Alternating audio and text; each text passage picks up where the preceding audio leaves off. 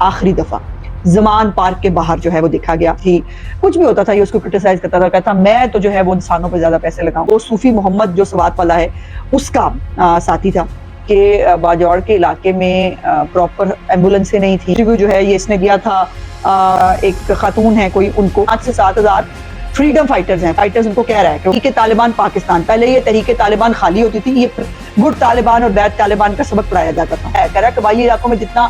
اسلحہ ہوتا ہے دنیا میں کرۂ ارض پہ کہیں نہیں ہے. اندازہ لگایا فیض حمید دی, وہ سرینا ہوٹل میں چائے کے کپ پکڑ کے بڑی اس نے کارنامہ سر انجام دیا. پتہ نہیں انہوں نے کس کس چیز کو اسٹریٹجک ایسٹس بنایا ہوا تھا. میں کہہ رہا ہے کانگریس کو ان سب کو کہ آپ نے IMF کو روکا کیوں نہیں پاکستان کو پیسے دینے سے.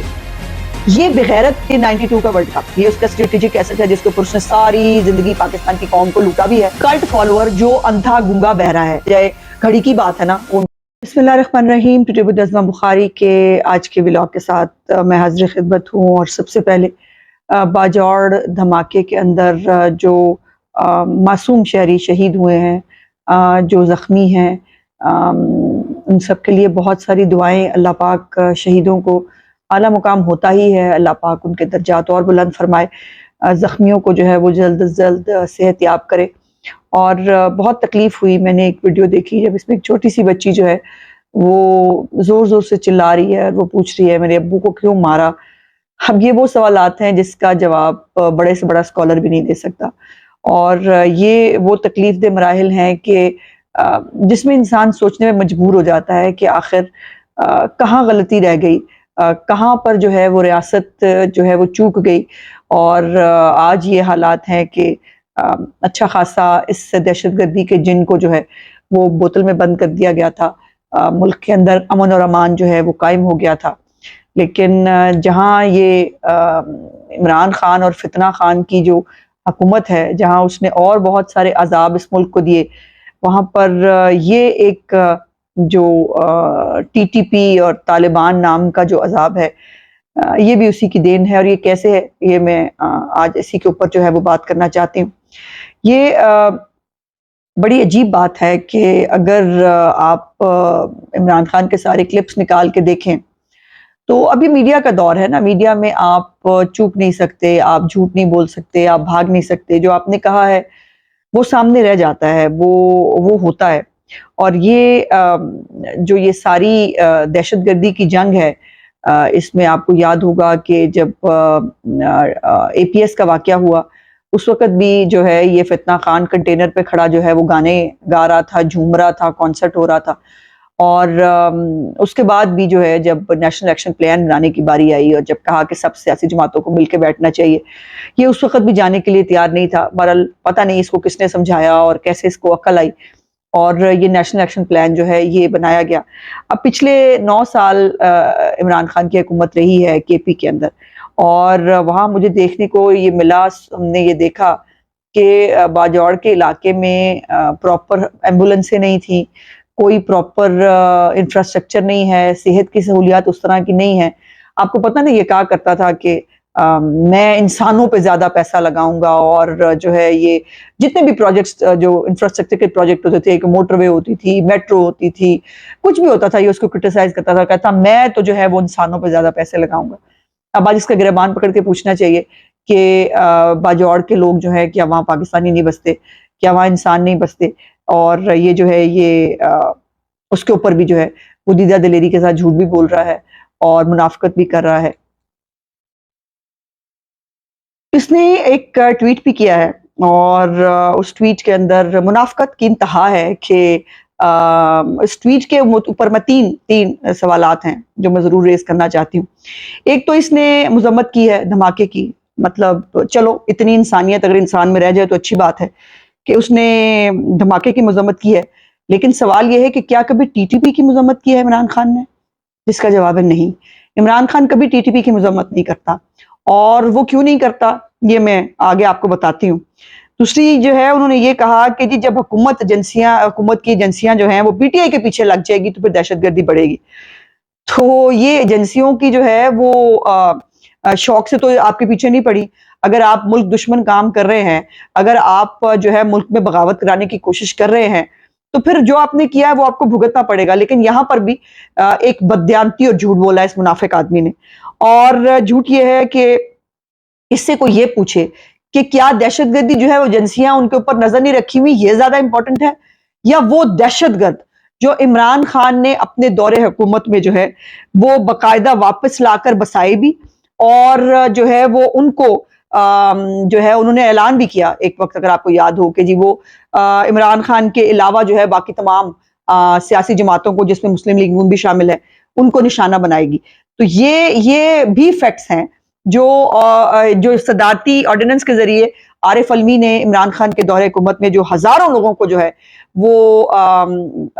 ہے وہ واپس لا کے بسایا تھا، اور اس میں اقبال خان نامی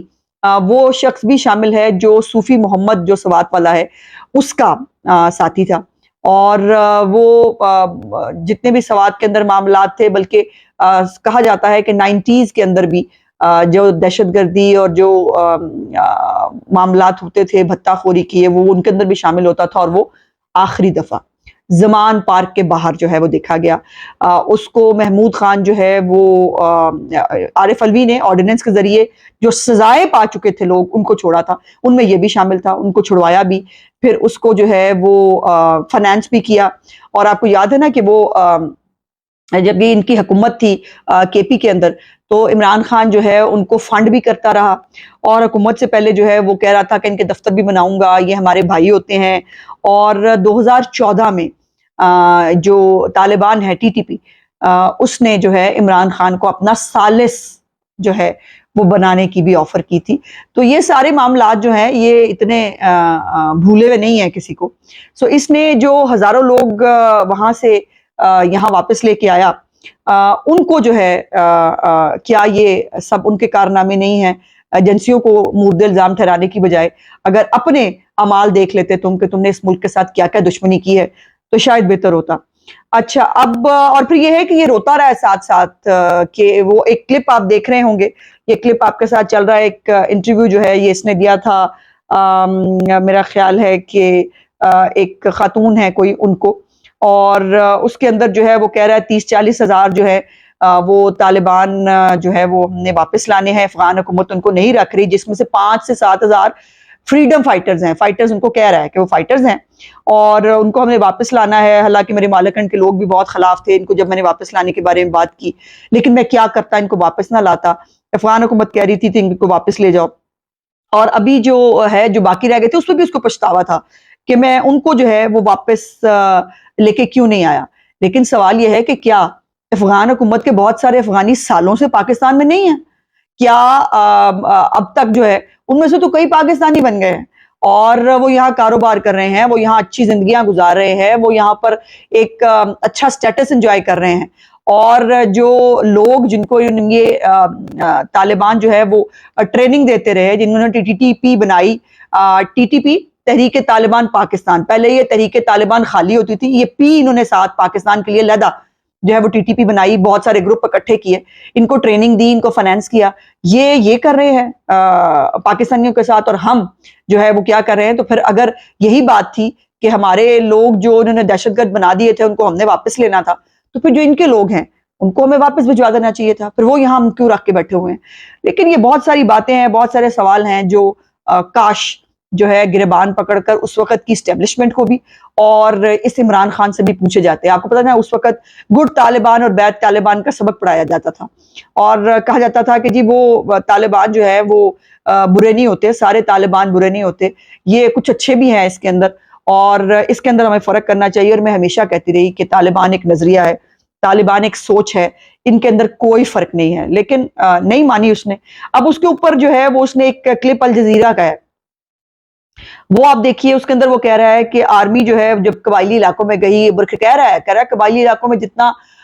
جو ہے وہ اسلحہ ہوتا ہے دنیا میں کرۂ ارض پہ کہیں نہیں ہے، اندازہ لگائیں آپ، خود کہہ رہا ہے بیٹھ کے۔ اور جو ہے وہ جب آرمی وہاں گئی، عورتیں بچے جو ہے کولیٹرل ڈیمیج کے طور پر جو ہے وہ مارے گئے، تو پھر جو ہے وہ وہاں پر یہ سب ہوا، اور یہ نظریاتی لوگ جو ہے وہ نہیں تھے، نظریاتی لوگ صرف 5% ہے، اندازہ لگائیے اگر 5% جو نظریاتی لوگ ہیں بقول اس کے، اگر وہ 70,000 پاکستانی مار سکتے ہیں، اور پوری دنیا میں انہوں نے جو ہے وہ 9/11 ہو یا باقی دنیا کے اندر جتنے بھی جگہوں پر یہ ان کے ریکٹس موجود ہیں اور وہاں پر یہ دہشت گردی کرتے ہیں، اور اگر اس کی بات مان لی جائے یہ 5% کا اگر یہ حال ہے تو اللہ معافی دے پھر پتہ نہیں اس سے زیادہ کا کیا حال ہوتا. اور یہ آپ کو پتا ہے کہ یہ پرانا جو ہے وہ طالبان بھائیوں کا ساتھی ہے. اسامہ بن لادن کے بارے میں بھی آپ کو پتا ہے اس نے آج تک جو ہے یہ شہید کہتا رہا ہے اسامہ بن لادن کو, اور یہ جو ہے اس نے شاید نماز جنازہ بھی جو ہے وہ ان کے لوگوں نے پڑھائی تھی اسامہ بن لادن کی. تو یہ جو وہ مجھے یاد آ رہا تھا کہ یزید سے بے مراسم حسین کو سلام, یہ ان لوگوں میں سے ہے جو پاکستان کا سگا نہیں ہے اور اس کو جو ہے وہ سیاست اور وہ چاہیے, اور کے پی کے اندر جو ہے وہ شاید حکومت کرنے کے لیے اس نے جو ہے یہ کی. اور وہ آپ کو یاد ہے نا فیض حمید بھی وہ سرینا ہوٹل میں چائے کے کپ پکڑ کے بڑی اس نے کارنامہ سر انجام دیا تھا, اور سنا ہے کہ اس وقت یہی بات چیت کرنے گیا تھا کہ یہ پاکستانیوں کو جو ہے واپس لے کے آنا ہے, اور وہ پاکستانی آج جو اس ملک کے اندر کر رہے ہیں. اور اب آنے والے دنوں میں الیکشنز آنے والے ہیں, ایک کیمپین شروع ہوگی. پچھلے جو 17 کے اندر بھی جو کیمپین تھی اس میں اے این پی, پیپلز پارٹی, بہت ساری جماعتوں کے ساتھ جو ہے وہ دہشت گردی کے واقعات ہوتے رہے. تو اللہ خیر کرے کہ اس ملک میں جو ہے وہ اب کیا ہونے والا ہے جس کو ہم نے بڑی مشکل سے ٹھیک کیا تھا. جو چیز ٹھیک کی تھی اس آدمی نے تمام چیزوں کا بیڑا گرک کر دیا. اچھا, دوسرا آپ کو یاد ہے 2014 کے دھرنے میں بھی اور جو ہے جب تک یہ اپوزیشن میں تھا یہ ایک بات بڑی کہتا ہوتا تھا, اور وہ کہتا ہوتا تھا کہ جب جو ہے نواز شریف پہ مشکل وقت آتا ہے تو انڈیا جو ہے وہ پاکستان کے اوپر کچھ سرجیکل سٹرائکس ہو جاتی ہیں یا بارڈرز کے اوپر حالات خراب ہو جاتے ہیں. یہ ہمیشہ یہ نیریٹو جو ہے یہ بلڈ کیا کرتا تھا, اور یہ ایگزیکٹلی وہ ہے کہ جو ہے نا چور مچائے شور. یہ وہ چور ہے جو چوری کرنے کے بعد خود شور مچانا شروع کر دیتا ہے تاکہ لوگ جو ہے ان کی توجہ میں ایک طرف نہ جائے, اور لا لا لا ڈال کے جو طریقہ کار ہوتا ہے کہ یہ